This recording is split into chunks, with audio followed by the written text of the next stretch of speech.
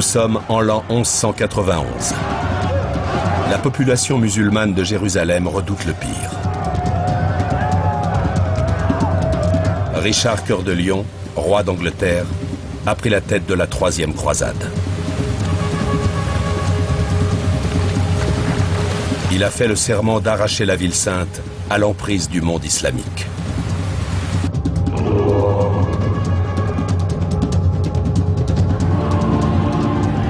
Il a en face de lui le sultan Saladin, une légende vivante, déterminé à leur barrer la route.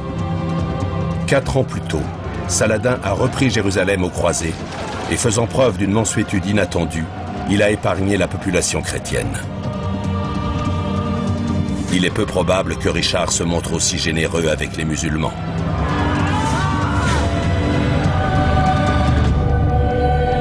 La guerre sainte va consumer toute l'énergie des deux hommes et faire d'eux les porte-drapeaux de deux religions qui s'affrontent.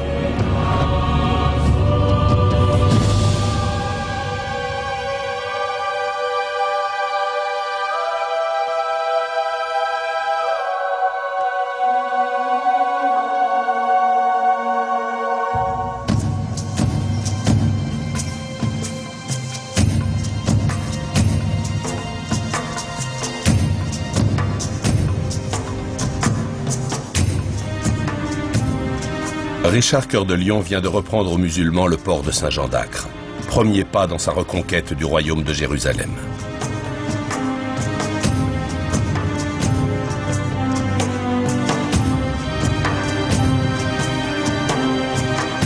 Il a rendu grâce à Dieu de lui avoir donné la victoire.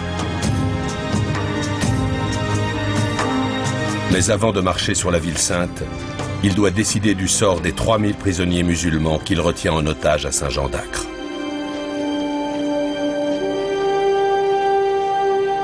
Il a envoyé des émissaires au camp de Saladin pour négocier leur libération.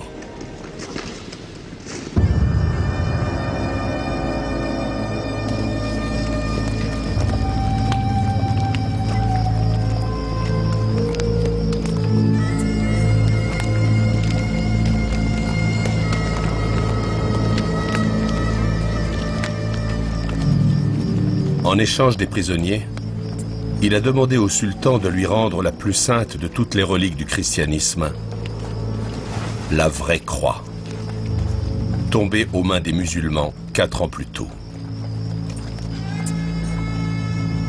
Pour les chrétiens, il s'agit d'un fragment de la croix sur laquelle a été crucifié Jésus-Christ. Saladin connaît la valeur qu'accorde Richard à la relique. Il espère que les croisés hésiteront à marcher sur Jérusalem sans elle.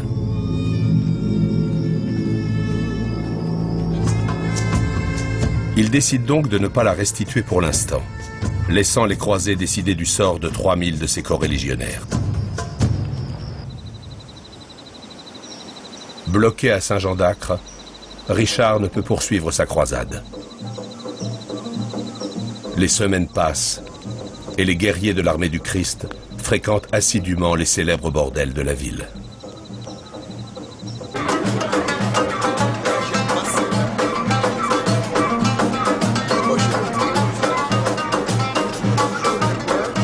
Venus de toute l'Europe, les croisés ont fait vœu de reprendre Jérusalem et la vraie croix et de pieusement se comporter dans le pays du Christ.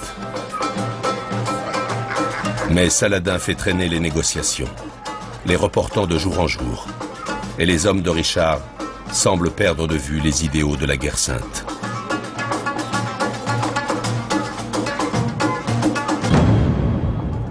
Dans leur prison, les captifs musulmans ne comprennent pas pourquoi Saladin ne les fait pas libérer. Ils sont de plus en plus inquiets. Richard finit par perdre patience et décide de reprendre sa marche vers Jérusalem.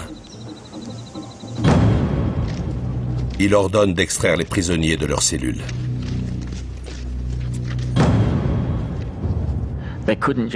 Les mois passaient et ils ne pouvaient pas rester indéfiniment à Saint-Jean d'Acre.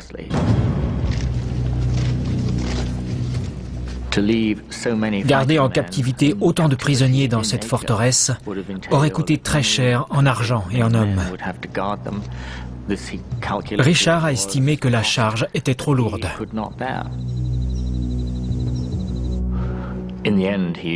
Il a finalement pris la décision de les faire exécuter. Il s'est rendu coupable d'une atrocité manifeste.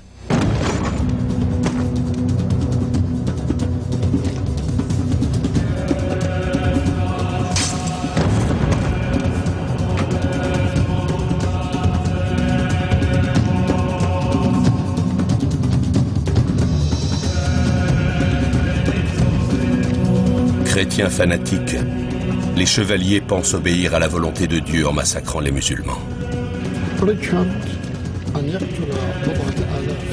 Richard a fait tuer des milliers de musulmans aux portes de Saint-Jean d'Acre. Qu'ils soient hommes politiques, souverains ou simples délinquants de droit commun, les assassins disent souvent exécuter la volonté de Dieu. Mais Dieu Tout-Puissant n'approuve pas ce genre d'agissement.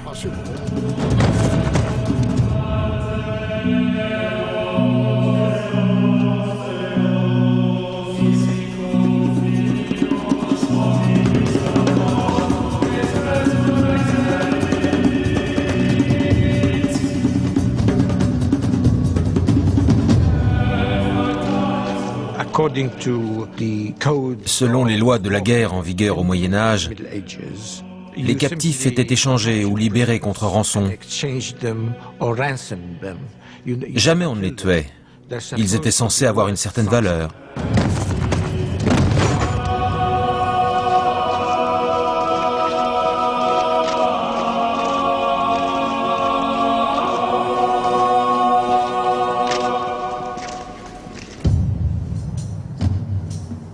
Débarrassé du fardeau des prisonniers, Richard est libre de poursuivre sa route vers Jérusalem.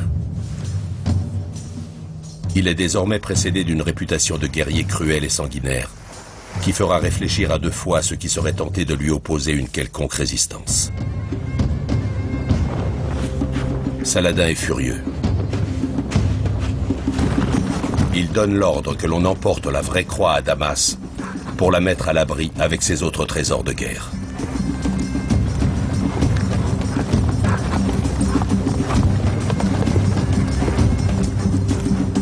Jamais les chrétiens ne reverront la précieuse relique.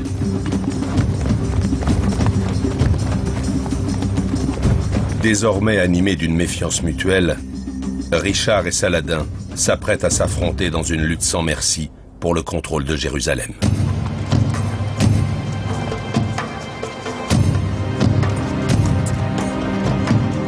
À l'automne de l'an 1191, Richard se met en route vers la ville sainte.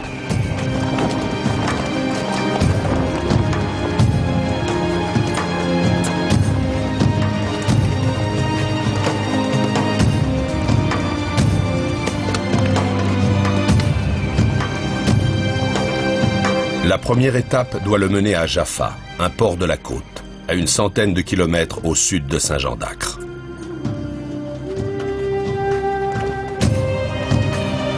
Richard sait qu'il va devoir traverser un territoire tenu par les troupes de Saladin. Mais Jaffa constitue une position essentielle pour la suite de la croisade. Saladin savait aussi bien qu'eux que s'il parvenait à prendre Jaffa, il disposerait d'une tête de pont, à partir de laquelle il pourrait lancer leur offensive vers l'intérieur des terres, vers Jérusalem. Saladin avait la ferme intention de faire tout ce qui était en son pouvoir pour les empêcher de s'emparer de Jaffa. Saladin est bien décidé à retarder la progression des croisés. Ces hommes ne cessent de harceler leurs colonnes. Les retardataires, accablés par la soif et la chaleur, sont tués sans pitié, payant de leur vie le massacre de Saint-Jean d'Acre.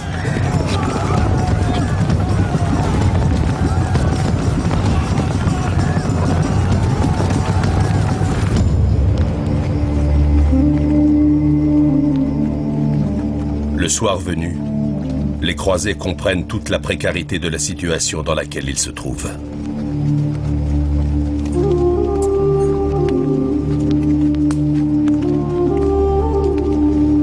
se réfugient dans la prière et reprennent courage à l'idée de la proximité de leur but, Jérusalem, la ville où le Christ vécut et mourut.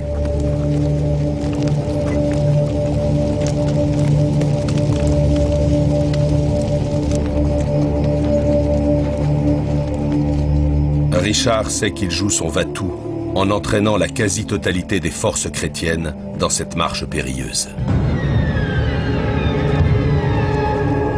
La nature hostile se charge de lui rappeler à tout instant qu'il est un étranger sur une terre inconnue.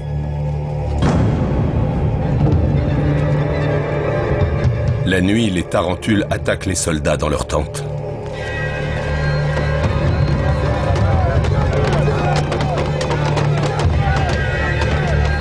Terrifiés, les chevaliers frappent leurs écus pour chasser les agresseurs.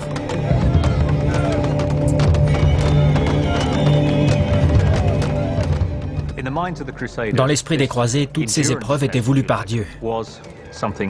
C'est ainsi que les hommes d'Église expliquaient les revers et les difficultés qu'ils rencontraient sur leur chemin. Dieu voulait vraiment que les chrétiens l'emportent, mais il fallait d'abord qu'ils prouvent leur valeur, leur détermination, en surmontant les épreuves qu'il leur imposait.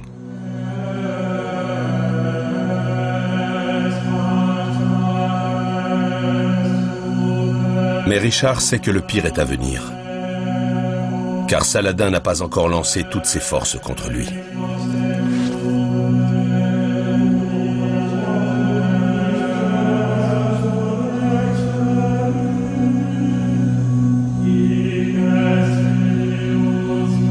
Animé par une foi que renforce sa propre détermination, il parvient à quelques kilomètres de Jaffa, dans la plaine d'Arsouf.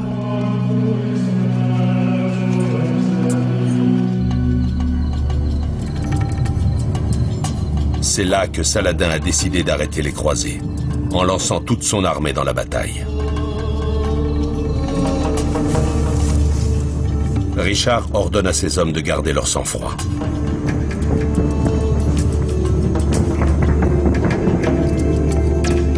S'ils parviennent à rester groupés, ils ont encore des chances d'atteindre Jaffa.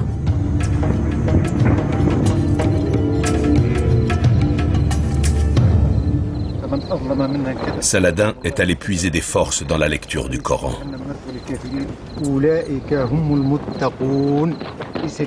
Il sait les croisés de Richard déterminés. Les affronter en bataille rangée est une entreprise périlleuse. Saladin a joué le tout pour le tout, dans l'espoir d'arrêter la progression des croisés vers le sud. Les croisés étaient bien décidés à atteindre Jaffa. L'affrontement direct entre les deux grandes armées était inévitable. Les cavaliers de Saladin fondent sur les croisés. Richard commande à ses hommes de serrer les rangs.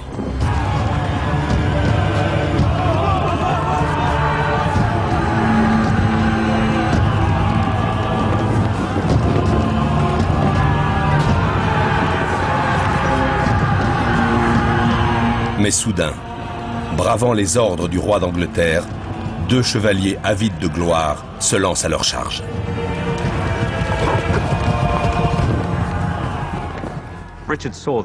Richard a été saisi d'effroi.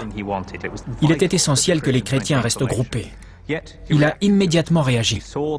Comprenant que s'il les laissait faire seuls, son armée allait se retrouver divisée, il s'est dit, bon, puisqu'ils ont lancé la charge, allons-y tous ensemble. Et il a donné l'ordre à tous ses hommes de charger.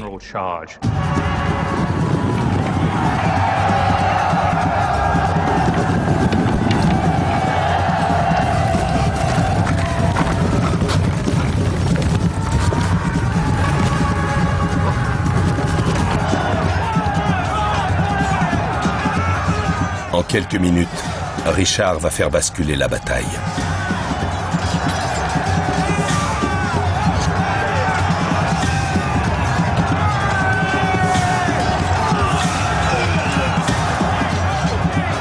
Aux yeux des musulmans, le roi d'Angleterre semble doué d'une force surhumaine.